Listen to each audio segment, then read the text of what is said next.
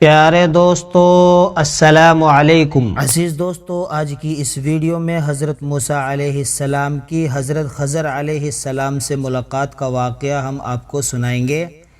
تو عزیز دوستو، ایک دفعہ آپ اپنے خادم کے ساتھ سفر کر رہے تھے کہ چلتے چلتے ایسی جگہ پہنچ گئے جہاں دو سمندر ملتے تھے۔ وہاں ان کا خادم مچھلی بھول گیا اور دونوں آگے بڑھتے چلے گئے۔ کچھ دور جا کر انہوں نے اپنے خادم سے کہا، میں تھک گیا ہوں، کھانا لاؤ۔ انہوں نے کہا، جب چٹان پر ہم سفر کر رہے تھے تو اس مچھلی نے دریا کا راستہ بدل لیا تھا۔ اصل میں حضرت موسیٰ علیہ السلام کو اسی جگہ کی تلاش تھی، اس لیے پھر اسی جگہ پر واپس چلے آئے۔ وہاں انہوں نے اللہ کے ایک بندے کو دیکھا اور کہا کہ اللہ نے جو کچھ آپ کو علم دیا ہے وہ مجھے بھی سکھا دیجیے، مگر انہوں نے جواب دیا کہ تم صبر نہ کر سکو گے۔ جب انہوں نے زیادہ اصرار کیا تو کہا کہ تم میرے ساتھ رہنا چاہتے ہو تو شرط یہ ہے کہ جب تک میں خود تم سے نہ کہوں مجھ سے کوئی بات نہ کرنا اور نہ ہی پوچھنا۔ حضرت موسیٰ علیہ السلام نے یہ شرط منظور کر لی اور دونوں سفر پر روانہ ہو گئے۔ دونوں ایک کشتی پر سوار ہو گئے تو اس اللہ کے بندے نے کشتی کو توڑ ڈالا۔ حضرت موسیٰ علیہ السلام اس پر ناراض ہوئے اور کہا، تم نے خواہ کشتی توڑ دی، اس میں سوار لوگ ڈوب جائیں گے۔ انہوں نے شرط یاد دلائی تو آپ نے کہا، میں بھول گیا، اب ایسا نہیں ہوگا۔ آگے بڑھے تو خشکی پر ایک لڑکا ملا جسے انہوں نے قتل کر ڈالا۔ اس پر موسیٰ علیہ السلام بگڑ گئے اور کہا، بغیر کسی قصور کے ان کو مار ڈالا، آپ نے بہت برا کیا۔ اس پر انہوں نے کہا، میں نے کہا تھا کہ آپ میرے ساتھ نہ چل سکیں گے۔ پھر دونوں میں قول و قرار ہوا۔ چلتے چلتے ایک گاؤں میں پہنچے جہاں کے لوگوں نے ان کو اپنا مہمان بنانے سے انکار کر دیا، مگر ان دونوں نے دیکھا کہ ایک دیوار گرنے والی ہے، اس کو انہوں نے درست کر دیا۔ حضرت موسیٰ علیہ السلام پھر صبر نہ کر سکے اور کہا کہ اگر آپ چاہتے تو اس کام پر مزدوری مانگ لیتے۔ اللہ کے بندے نے ان سے کہا کہ اب ہم دونوں ایک ساتھ نہیں رہ سکتے، مگر جدا ہونے سے پہلے ان قصوں کا مطلب سن لیجئے۔ کشتی چند غریب آدمیوں کی تھی جو اسے کرایہ پر چلاتے تھے۔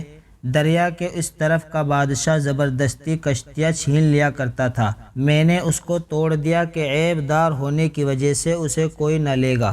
رہا لڑکا تو اس کے ماں باپ ایماندار تھے مگر یہ سرکش اور کافر تھا۔ ڈر تھا کہ اس کی نافرمانی اور کفر سے ماں باپ کو تکلیف پہنچے۔ میں نے قتل کر دیا کہ اللہ انہیں مہربان اور نیک بیٹا عطا کرے۔ دیوار شہر کے 2 یتیم بچوں کی تھی جس کے نیچے ان کی دولت دفن تھی۔ ان کا باپ نیک تھا، اگر دیوار گر جاتی تو دوسرے لوگ ان کی دولت پر قبضہ کر لیتے۔ اللہ تعالیٰ کی مرضی یہ تھی کہ دونوں جوان ہو کر اپنا خزانہ نکال سکے۔ یہ جو کچھ ہوا تمہارے رب کی رحمت کا نتیجہ ہے، میں نے اپنی طرف سے کچھ نہیں کیا۔ یہ ہی وہ باتیں تھیں جن پر صبر نہ کر سکے۔ حضرت موسیٰ علیہ السلام اس کے بعد ایک عرصے تک بنو اسرائیل کو ہدایت کرتے رہے، برائیوں سے روکتے رہے، اچھائیوں کی تاکید کرتے رہے اور آخرکار اپنے اللہ پاک سے جا ملے جس نے ان کو بھیجا تھا۔ جو قوم اللہ کی نافرمانی کرتی ہے تو ان کو تھوڑا تھوڑا عذاب دے کر خبردار کیا جاتا ہے۔ وہ اگر پھر بھی نافرمانی کرتی رہتی ہے تو اس کو کچھ عرصے کے لیے بالکل ڈھیل دے دی جاتی ہے تاکہ وہ بالکل غفلت میں پڑ جائے، پھر ایک دم اللہ کا سخت عذاب آ کر اس کو بالکل ختم کر دیتا ہے۔ فرعون خود کو خدا کہلواتا تھا، بنو اسرائیل پر ظلم کرتا تھا۔ اللہ تعالیٰ نے اسی کے گھر میں موسیٰ علیہ السلام کو پلوایا اور پھر حضرت موسیٰ علیہ السلام کے ذریعے سے اس کی قوم کو ختم کرا دیا۔ دوسرا سبق ہم کو یہ ملتا ہے کہ جو قوم بہت عرصے تک کسی کے غلام رہتی ہے اس کی رگ رگ میں غلامی بس جاتی ہے، غیرت بہادری ختم ہو جاتی ہے اور اس کا جی چاہتا ہے کہ بار بار وہی غلامی کی باتیں کرے جس طرح بنو اسرائیل نے آزاد ہونے کے بعد کی۔